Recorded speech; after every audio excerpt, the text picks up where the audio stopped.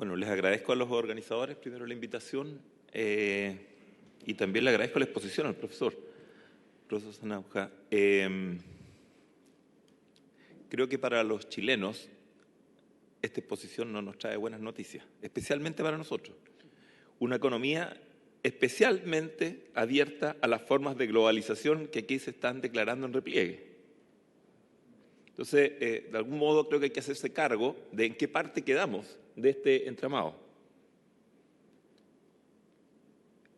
Para complejizar un poco más todavía la idea, más encima, la forma de incorporarnos nosotros a esta situación de globalización ascendente no depende solamente de lo que se hizo durante la dictadura, sino que avanzó de una manera descontrolada durante gobiernos civiles, y en particular durante la Concertación.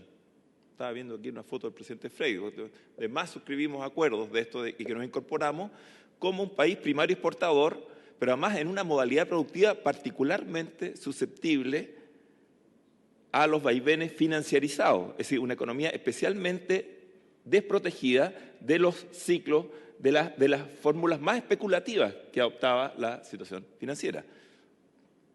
Solamente el caso de las pensiones en Chile, recuérdese hasta qué punto se desfondan alrededor de la crisis 2007, 2008, etcétera, de la crisis subprime, etcétera, ¿no?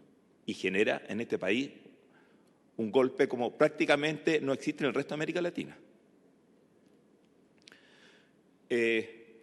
Por otro lado, creo que también la exposición trae una invitación a salir, y esto lo valoro mucho, sobre todo intelectual y políticamente, de las zonas de confort interpretativa. Y creo que ahí hay una buena dosis de provocación. No puedo decir que estoy de acuerdo con todo, algunas cosas incluso me faltaría tiempo para digerirlas, la verdad. De repente pensaba en Polanyi y el péndulo, hasta que de qué manera nos volvemos... Pucha, estos porrazos, o sea, alguien ya los había venido, porrazo digo en chileno, de estos iba a decir chancacazo, peor todavía, para el profesor, ¿no? Exactamente, golpes de péndulo, digamos, ¿no? Que están en la discusión del surgimiento del pensamiento socialdemócrata en las entreguerras, etcétera, ¿no? Estoy hablando de Polanyi, por ejemplo, y otros intelectuales más. Y hay un poco, entonces, o sea, como que como especie humana estamos de vuelta a las mismas preguntas. De nuevo, hay algo de eso, digamos, ¿no? Pero con un nivel de conciencia mayor de agotamiento de ciertas respuestas, digamos, que quizás fuesen tenidos más por fáciles. Y yo ahí voy a tomar algunas cuestiones que me parecen un poco paradojal para entrar desde la situación chilena a tratar de colaborar en esta reflexión, más que nada. Dilemas que generalmente asociábamos de una manera más mecanicista, que creo que ahora no son tan fáciles de asociar como mayor movilización, pero no necesariamente mayor asociatividad, por ejemplo. Por lo tanto, no derivan necesariamente en constitución de actores establecidos, que genera mayores dificultades para construir pactos sociales también. O el dilema, como se mencionó acá, lo mencionó antes Gloria, pero lo mencionó el propio profesor, el dilema entre Estado y mercado. También, y la necesidad de replantearnos eso, porque hay ciertos credos que creo que ya no operan, pero no solo no operan para nosotros, no operan en el sentido común, en el Gramsci diría, en el sentido tenido en común, digamos, ¿no? A más Estado, no necesariamente menos mercado. Eso los chilenos lo sabemos especialmente. Creo que, esto solamente lo apunto a nivel de comentario, así como nota al pie del grabado, pero creo que la exposición del profesor además mete en otra dimensión que creo fue usualmente olvidada, digamos, sobre todo en los adalides de la globalización, y es este tema de globalización versus relaciones de poder interno, que de alguna manera empezó a ser desatendido, y todo lo que ocurría dentro de estas situaciones era consecuencia mecánica de lo que estaba en los centros de poder más globalizantes. El problema es que a una misma situación de globalización no pasa lo mismo en Brasil, no pasa lo mismo en Argentina, no pasa lo mismo acá. Entonces la influencia externa es la misma. ¿Qué ocurría con los procesos internos que hacían que aquí lo bailáramos como cueca, allá como samba, en el otro lado como tango, digamos?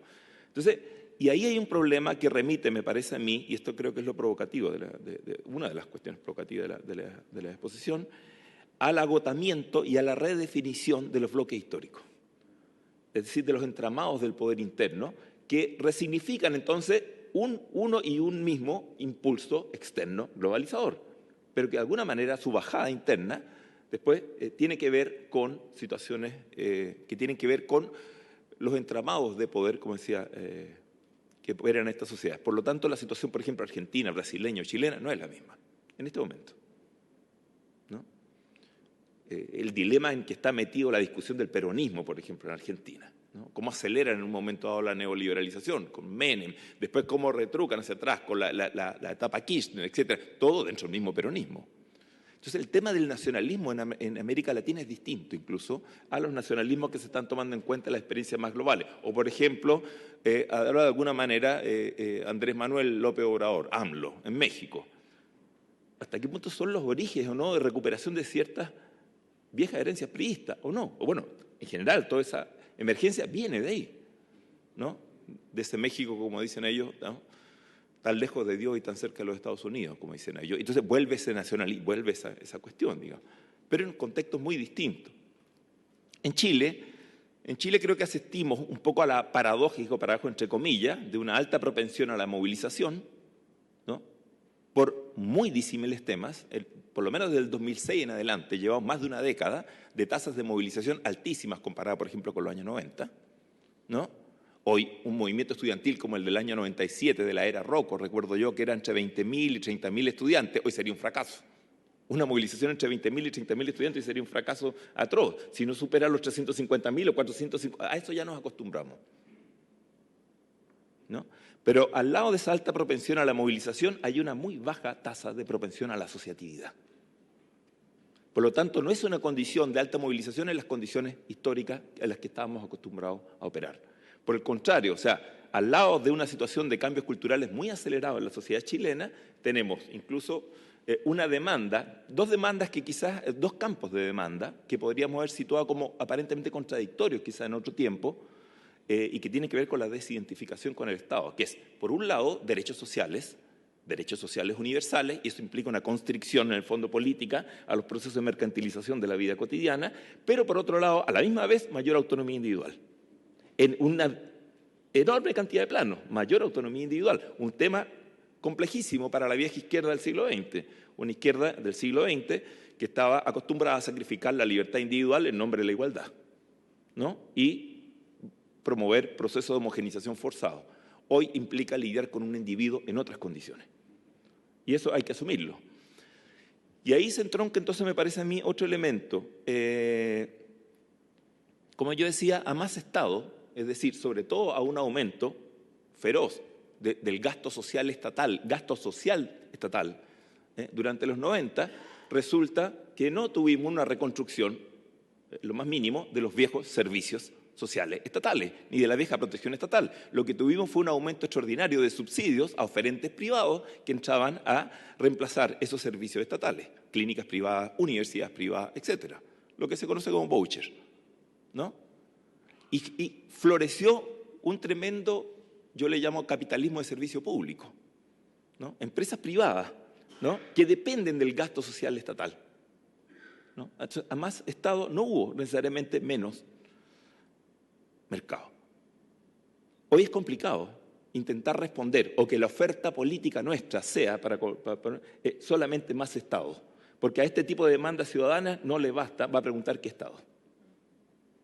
Va a preguntar qué Estado, porque estamos lidiando, insisto, con una demanda social mucho más compleja, ¿eh? Que por un lado te pide derechos sociales, pero por otro lado te dice autonomía en ciertas cosas, ¿no?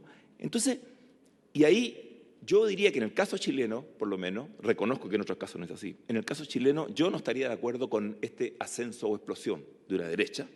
Creo que más bien hay el ocaso de una socialdemocracia que se sitúa, la derecha no es más grande de lo que ha sido en el último ciclo.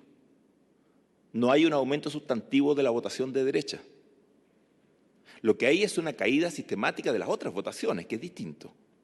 Y no necesariamente además una gran migración hacia allá, tampoco. Lo que ocurre es que cada vez está votando menos gente. Permítame ordenar este punto. Yo creo que estamos en un panorama en el cual hay un vacío de hegemonías políticas en Chile, que es muy distinto al que tuvimos en los 90. Hay una situación de crisis aguda del pensamiento socialdemócrata en la medida en que la oferta de más Estado se desdibujó como sentido. De alguna manera, la participación social y las bases sociales de sustentación de las dos alternativas que había entre el sí y el no al momento de la transición se identificaban un poco con estos campos, Estado y mercado, de alguna manera. Eso se desdibujó hoy como estructuras de sentido para las personas que están movilizadas hoy, y por lo tanto no son susceptibles de ser reconvocadas en función de esos mismos clivajes. Y eso me parece a mí que es sustantivo entenderlo desde las conducciones políticas. Y aquí yo agregaría entonces que estamos en este rato en una situación de inexistencia de mayorías políticas sustantivas en Chile.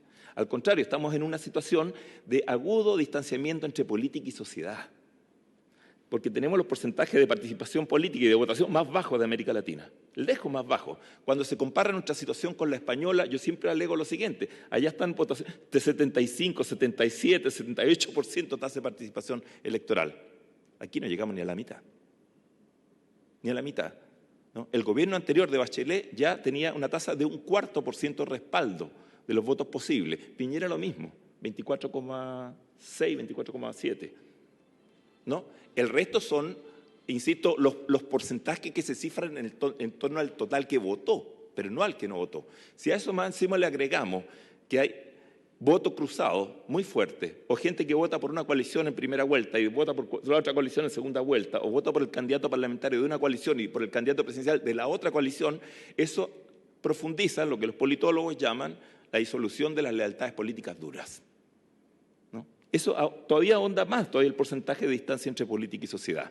Ahí me parece a mí que entonces es importante tener en cuenta que esta baja tasa de participación política no se da en un contexto de apatía, como es usual entenderlo, sino que se da en un contexto de alta movilización social. Orgullo gay, 8M, estudiantes, cualquier conflicto medioambiental genera una propensión inmediata de bastante rechazo. Entonces, no se trata de la situación clásica de despolitización como más bien de una situación de apoliticismo, que no es lo mismo, ¿no? Y en este sentido se traslada a una situación también de aguda crisis de institucionalidad. Hemos visto las encuestas. Yo creo que a esta altura, con cierto porcentaje de legitimidad, quedan los bomberos y ya casi nada, digamos. El Poder Judicial acaba de entrar también en la crisis, digamos, y hasta hace poco se ha apostado a la judicialización de la política. Entonces, creo que estamos ahí más bien. Y aquí retomo una cuestión que planteó el profesor, el tema de la desigualdad en este proceso, sobre todo por su relación con la crisis de legitimación elitaria que hay. La desigualdad, entonces, y algo que sí lo escuché bien claro acá, es no como pobreza. Y particularmente Chile en esto ha sido exitoso. Hay una suerte, los sociólogos hablan hoy de pobreza post-miseria, que no es la antigua pobreza, digamos, y sobre todo en el caso chileno, ¿no? Es una desigualdad que está marcada más bien por una enorme, altísima, inédita concentración de la extrema riqueza. Ese es el problema, ¿no? Acaban de salir datos acá del Boston Consulting Group, no sé si los vieron la semana pasada, 140 personas, ¿no?, que concentran una participación en el PIB fenomenal. Es el homólogo a las cifras que vimos acá a escala mundial, ¿no? 1 contra 99, que decía, ¿no?, The Economist. Entonces, ¿pero cuál es el problema?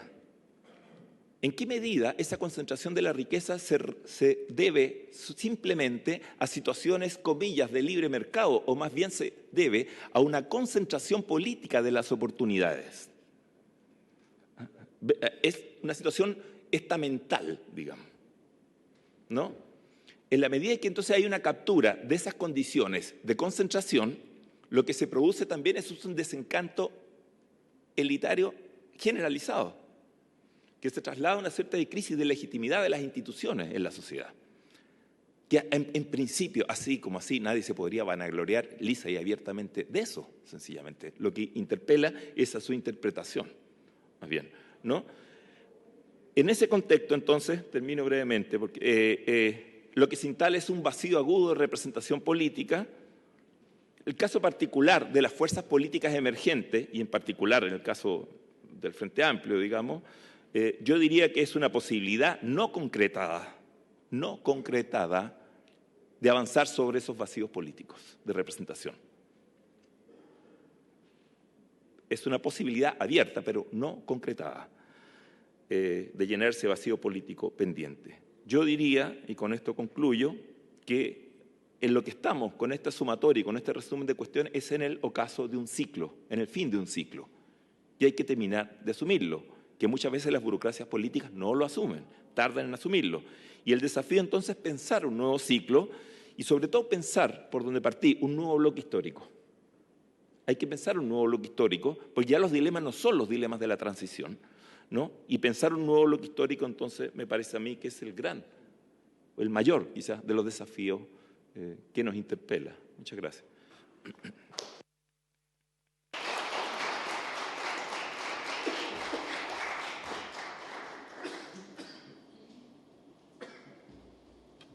Muchas gracias, Carlos.